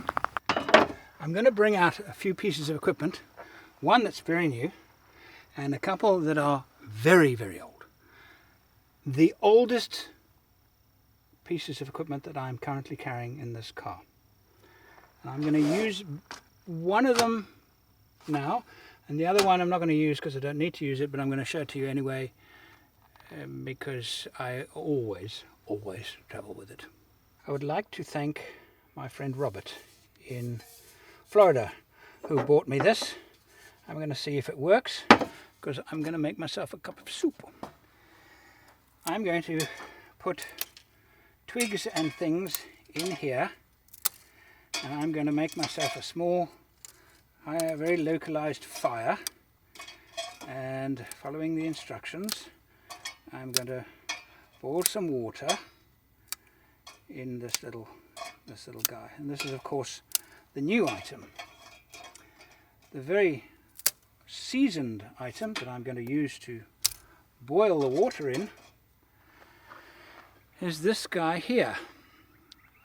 Not very many of you will be familiar with that. I haven't used that in a while, and I carry it all the time, but you know, it's so easy to boil water on gas.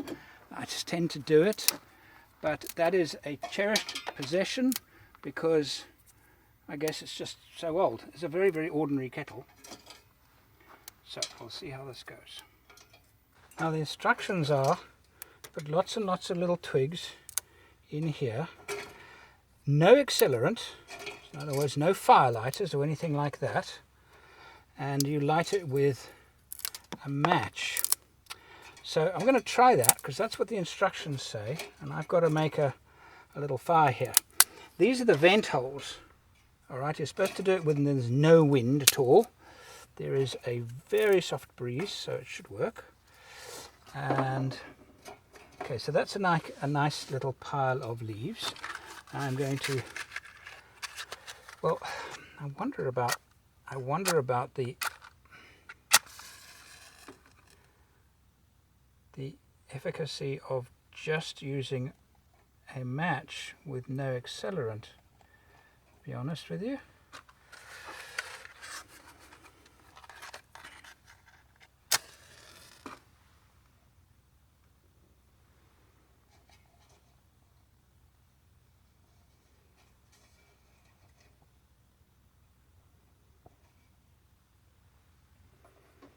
But we'll see. Looks promising. The one match has gone out and has not taken, so I'm going to try a third. It's actually starting to look quite good. I'm going to pop that in there.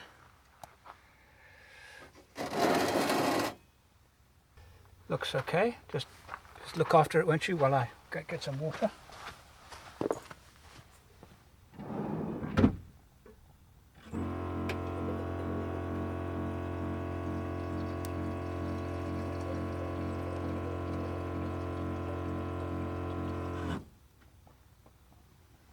A little more than a cup of water. That's actually working well, isn't it? Look at that. Cool. Bloody brilliant. Brilliant. The little fire. So then once the fire's, at some stage I put that in there and then put the kettle on top.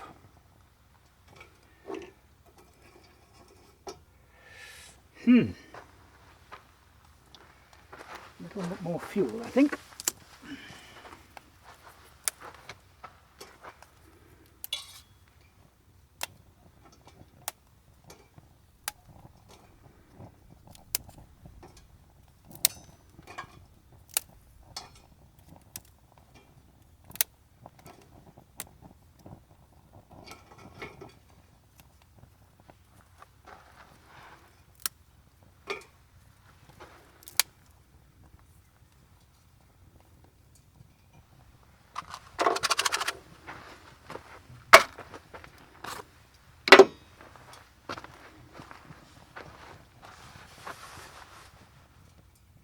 Probably should have put the table away from the car. Maybe I'll quickly do that. I'm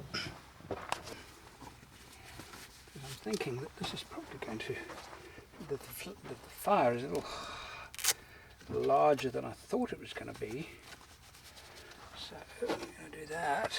I'm going to put that there like that. Okay, better. Safer, I think.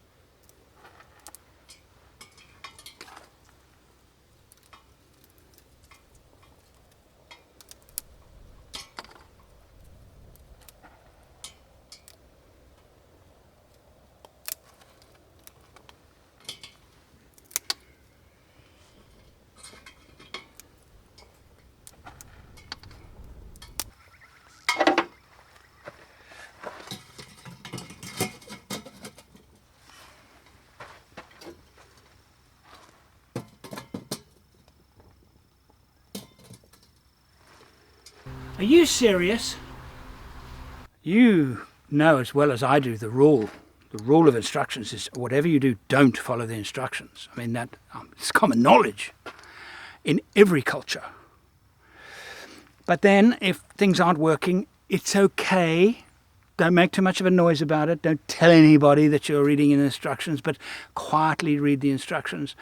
But if you're going to read the instructions, follow them implicitly. Don't guess. Just follow them implicitly. Because then you can rant at it's a rubbish product. Until that point, you can't actually rant that it's a rubbish product. That fire has gone out. You thought that this went in like that. So I opened it up and just put some more twigs in there, and it immediately came to light, a light again. So it wasn't dead, it was still hot in there. I can only assume that is the case. So I'm going to leave it burning for a while and actually try and get some slightly heavier twigs in there. I have to assume that your bout of benign insanity was affecting more than just your sense of humour, and that it was actually affecting your cognitive reasoning. Andrew, it's not difficult.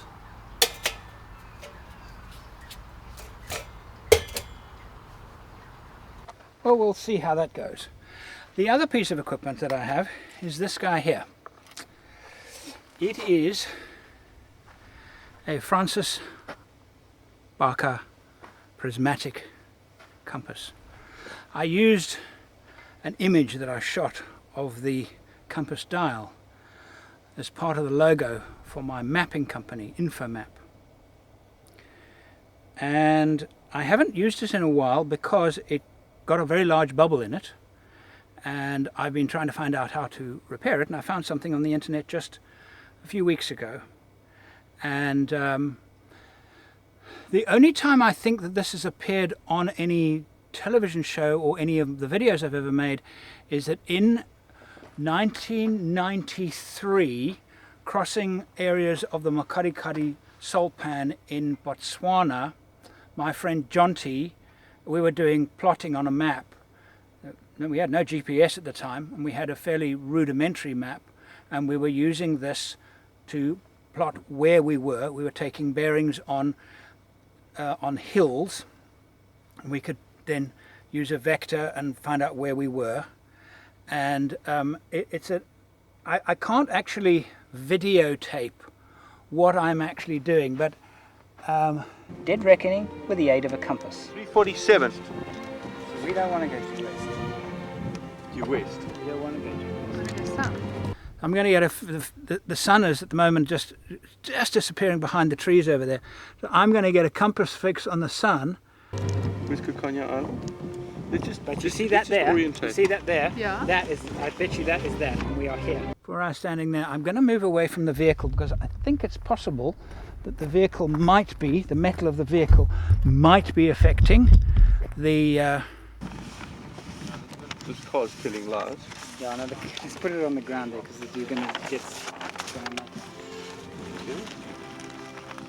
We're on somewhere on that line, hold that.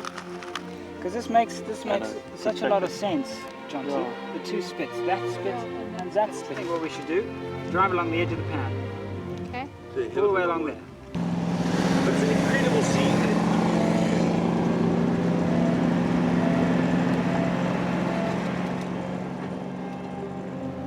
The bearing that I'm getting.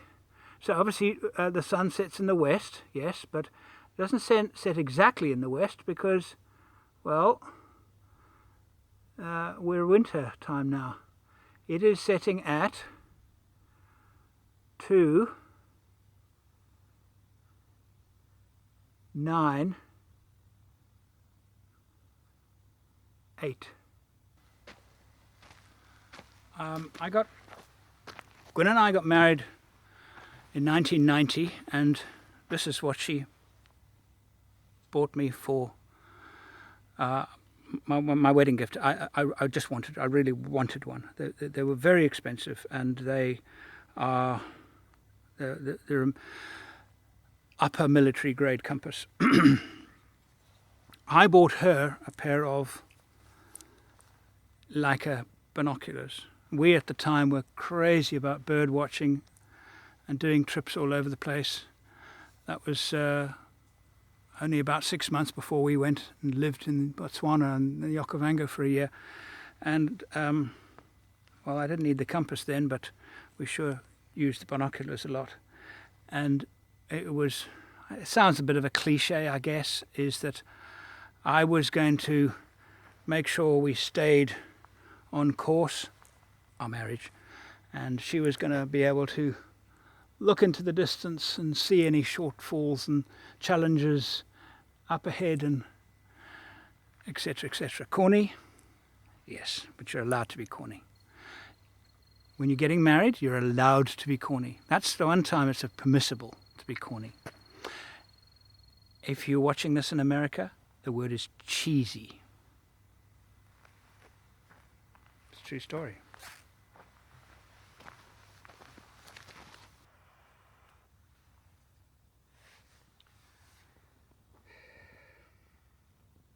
Ta-da!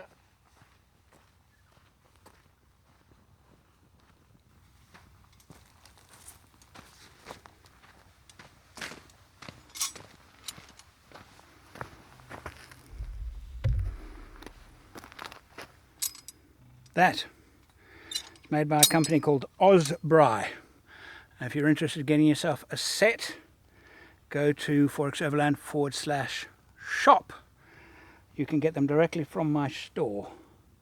These are excellent, by some South Africans, so it's called Osbry. And for you guys in South Africa, you know something? These guys in Australia, they're making better products than you can get in South Africa now. Can you believe it? They had to come all the way out here to Oz to improve it. Because not only has it got the 3 swinging legs, they got a little triangle in the middle there, and instead of making it a triangle, they put a circle in so you can put all shapes and sizes on it, including kettles. Busy filming. Is that camera still running? No, it's not. Well,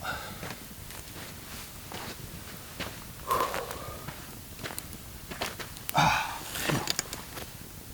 need to get some coals together, make a little place here for cooking. I'm going to make some sausages.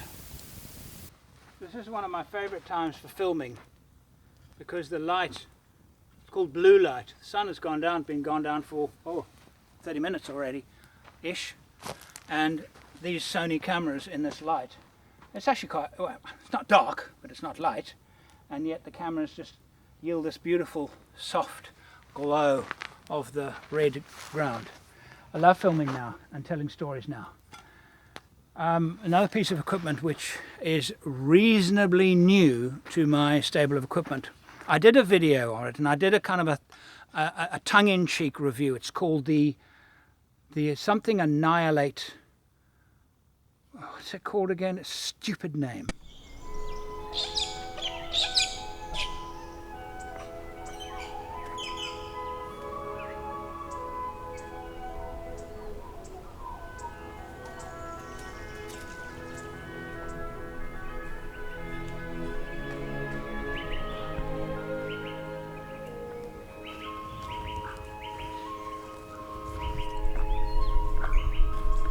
Look what I found. But actually, it's quite nice. This is the camping tool Deadpool would use. Let's dance. It's called the Annihilate Assassin. I can use it for chopping, cutting. It would make a good weapon against a snake or something like that. You know, I just realized something. This is a really good idea. It's a much better idea than my other shovel, because this is a weapon. This is a very effective weapon against, well, what might I confront in the bush? Snake. And I have it attached to my back door, and it's good for toilet duties, multi-purpose. It comes with all kinds of attachments and things which I've kind of ignored, but I've just made it my go-to. Welcome to another piece of my kit. The video wasn't popular at all, but I thought it was very funny. Anyway. The trouble is, it's not making nice coals. And I'm finding a few bits of wood around that is denser, but it's going to be a while until I actually have enough coals. I must say, I am enjoying myself. I really am enjoying myself a lot. I should tell you that because I work hard on these shoots to get you the story. I do work hard.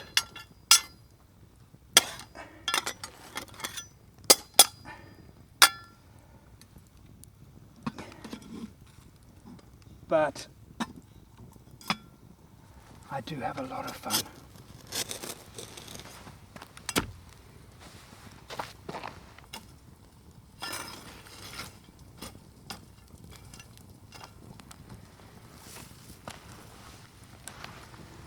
And I find that it's moments like this that I enjoy it the most. That I've got these two cameras. I think of this and I go and think of this and then I think of that and I think of that, and I'm changing the camera around. I mean, different scene, different cameras all the time. I've now got on here on this camera the 1.4 24mm Sony G Master lens. Man, it's sharp. It's beautiful. Prime lenses, fixed focal lenses, are generally speaking better than zoom lenses for quality, but not for practicality while filming videos. So I use mostly zoom lenses because of the practicality. You can't keep on changing lenses when you want to reframe a shot. But in a situation like this where it's really dark now, I can't see. What you're seeing is far lighter than what I'm seeing. I can't see detail in the bushes now. It's black. I can see the trees against the sky, but that's it. No detail, no foreground or middle ground detail at all. And I just think, oh, I'll do that, and then I'll do that, and then I'll do that, and then I'll do that. And I love it. I love it. I don't know what I would do on a solo trip without filming. I don't know if I would do a solo trip. I have you to keep me company, and you literally do keep me company. It might be strange for you to realize that, but you are the guys who keep me busy and keep me active. Otherwise, I think I probably would be quite lonely. I do get quite lonely at the tent at night, and I wake up in the middle of the night and I realize where I am, and then I'm so remote, so isolated from anybody else. And but I try not to overthink it, because I think overthinking it might make me scared of it. But in an environment like this, and when the sun comes up in the morning, I'm so happy to get up and turn on a camera and point it at me. It's a strange thing. I've had a couple of flashbacks while being on this trip, and the one that I'm having now is I had driven. It was also on the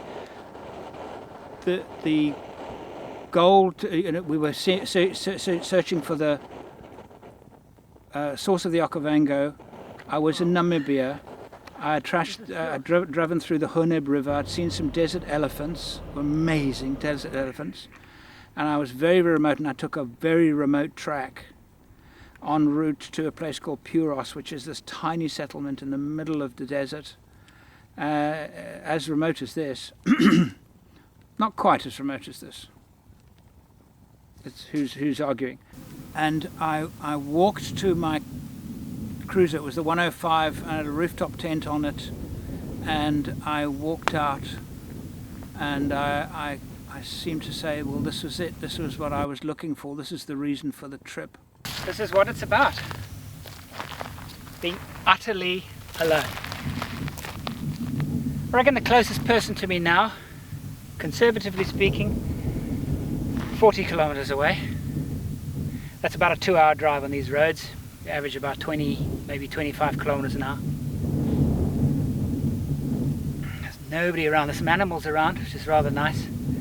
I've seen on the way here, very close, ostrich, Grimsbok, springbok, lots of ground fowl, koorhans, and there's nobody around. I remember there was this yellow grassy plain and there was some springbok, and the difference between, now thinking about it, the difference between that kind of touring, remote touring in Africa, because it's easier to find remote spots in Australia than it is in Africa. Generally, it's a generalization, but it is. And there it was truly remote. But there were still lots of birds. Very few birds here. I can hear a few in the morning, but not many. I see very few during the day. I've seen some budgerigars, small flocks of budgerigars during the day. Very few birds. And now in Africa, even in the desert, I would be hearing birds like the nightjar and perhaps owls. Here, there is nothing. There's absolutely nothing stirs. Of course, wildlife here, a lot of it is nocturnal. I saw 2 dingoes today. Got a beautiful. They're very beautiful animals. The dingo. They've slender fawn colour, and they were near there was a dead camel. I didn't film it because the smell was overpowering. I didn't want to, and I also didn't want to disturb the dingoes. So I did find the dead camel, drove past the dead camel today. But apart from that, no other life at all.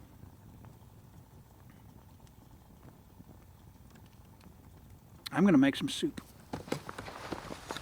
Get my gloves. There you go. And my sausages cook, which I'm about to put on right now.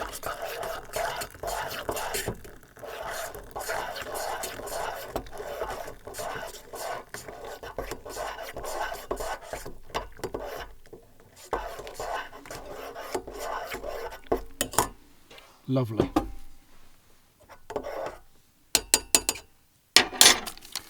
Right, I'm going to get some sausages out the fridge. This cooker is like the other one, also from Osbrai, and as you can probably see, it's brand new. So this is going to be great.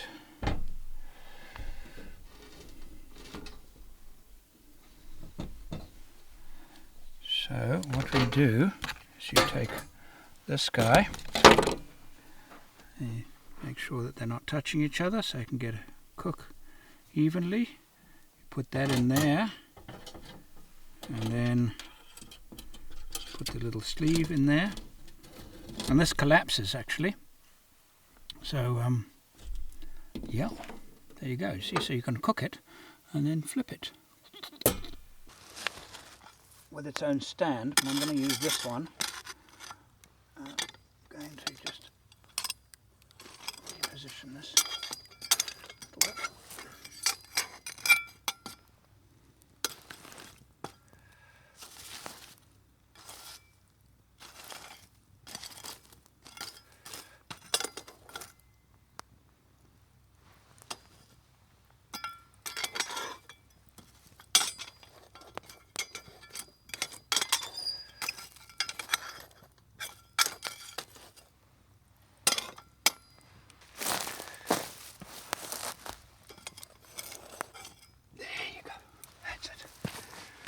You see this So this little spade, see, it's got these little hooks on it, so you can use it for hooking things. And it's got a cutting edge there and a cutting edge there. So it's really quite nice. Anyway, I think it's not quite hot enough.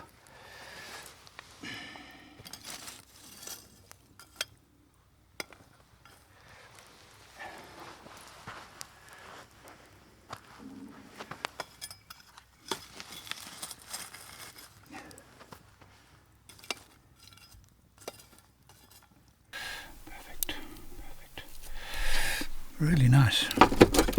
These sausages are going to last me. That's slightly overdone, that one. I'll give it to the dingoes.